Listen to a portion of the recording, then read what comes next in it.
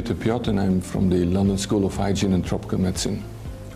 The Novartis Foundation, together with the London School of Hygiene and Tropical Medicine, is supporting a project led by Dr. Peter Lamptey, and that is trying to find out whether chemists, the informal pharmacists, how they can contribute to reduce the burden of hypertension, detect hypertension, treat hypertension, and therefore prevent stroke, because that is the most dramatic impact of hypertension that is out of control. Because you don't feel hypertension, basically. You may feel a bit of headache and so on, may be tired, but you know, it's when it's out of control that kind of the vessels burst in your brain, and that has very, very severe consequences for the quality of life and can cause death.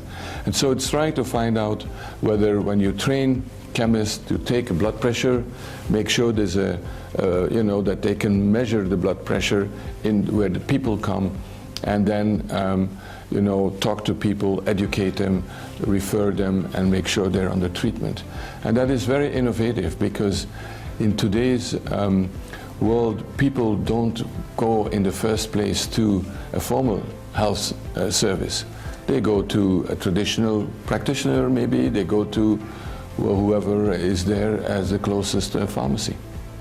Telemedicine in Ghana is being really a nice success story for the Novartis Foundation and our partners, because the model we pioneered in Ashanti region has been selected by the national health authorities as the model to be scaled up nationwide. So now the telemedicine services in Ghana are rolled out in 5 regions already and are foreseen in 2017 to be nationwide covering. So it's covering the remote areas and the urban areas. The Novartis Foundation's strategy is really to develop new models of how to deliver health services in low and middle income countries. And the telemedicine model in Ashanti region was one of the innovative ways to deliver health services, in this case for remote communities who have otherwise no access to health services and who often, very often, came too late for emergency situations. You know, I am also an emergency physician, and when I was working like 20 years ago in African settings, there was on my bicycle, I was dropped by plane very often in areas where there was no access to healthcare, and I went on my bicycle from village to meet the patients who were waiting for medical care, and sometimes I came too late, or sometimes it worked, but it was often dangerous journeys also through rivers, and I remember it was kind of adventurous. Now with the mobile health possibilities we have, and like the telemedicine model in Ghana does, you can really coach less skilled community workers by phone, by having a team in a reference hospital who can coach them through their patient care. In Ghana, yes, we are also pioneering a very innovative way of addressing the problem of high blood pressure in the community in a peri-urban area of Accra. And what we do there is really use patients' reality and how patients live, and they cannot make long journeys to the health centers or the hospitals all the time and wait for hours in line to get their blood pressure measured. What we now do is bring those services outside of the primary healthcare system, so that, for example, in Ghana, the local chemical sellers on every corner of the road are able to measure blood pressure, inform the person, yes, your blood pressure is good, keep it that way, do some exercise, eat healthy, not too much salt. But more importantly, if a person is detected with high blood pressure, the licensed chemical seller will know how to refer that patient to a nurse in the community to immediately start treatment for hypertension.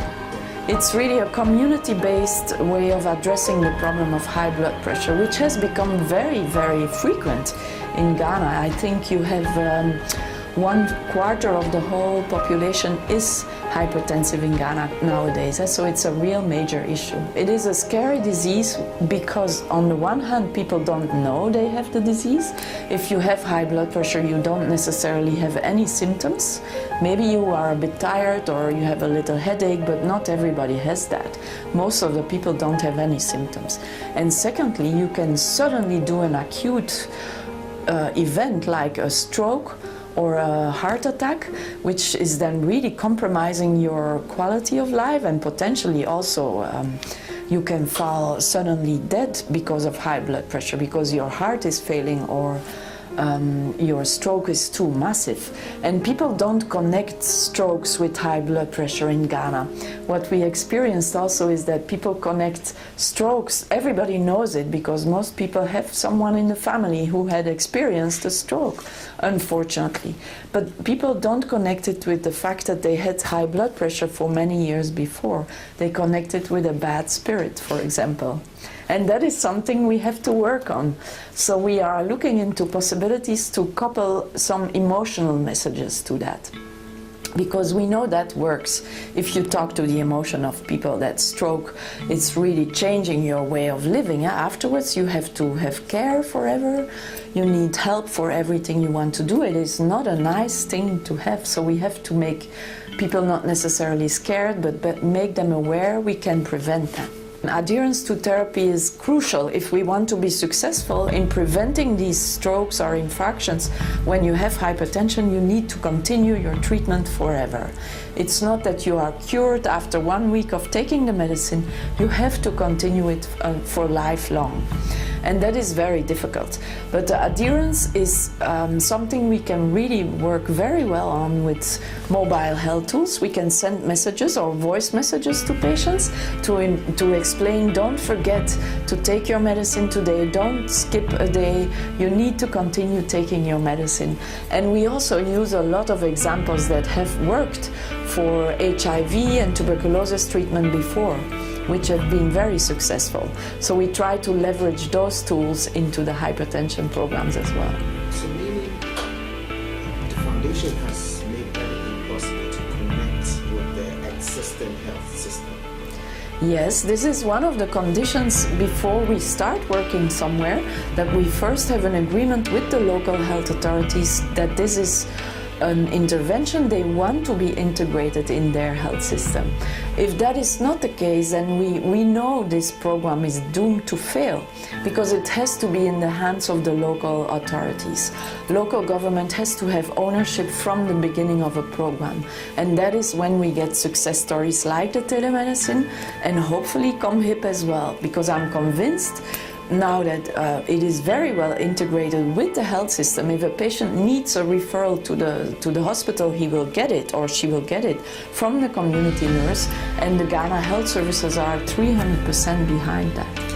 Outside of Ghana, we are very active also in now Senegal we start, and in Tanzania. Tanzania is a little bit our birthplace, if I may.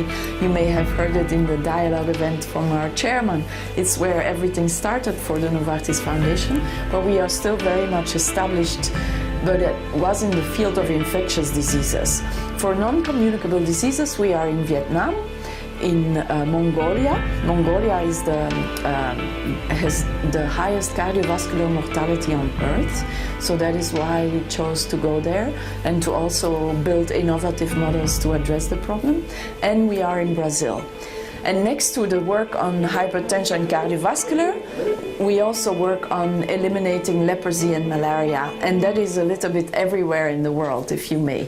So in many countries in Asia, Brazil, many different countries in Africa as well.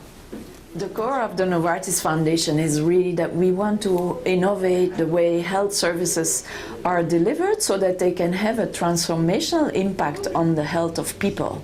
We know that when you want to improve the health of a community or a family, you need to work on strengthening the health services and to make sure there is access to medicines. Obviously you need both, but one of the two is not enough. We really need to strengthen the health services.